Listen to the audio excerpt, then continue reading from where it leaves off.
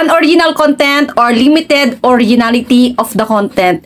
Ito po mga Lodi, yung kadalasan po na nagiging violation po ng halos lahat. Ito po ay wala po tayong nare-receive na anuman pong notification or alerts po regarding po sa violation po na to, na mahirap po talagang hanapin. Pero ang gagawin po natin dito mga Lodi ay kailangan po talaga natin na isa-isahin, no, yung ating mga contents.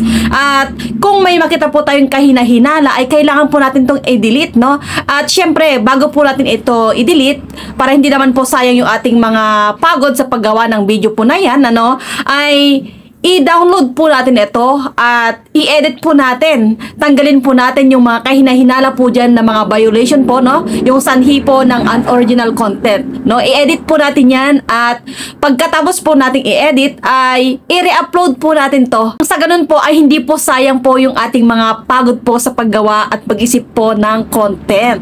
So ayan mga Lodi, sana po ay nakatulong. Follow for more. God bless po.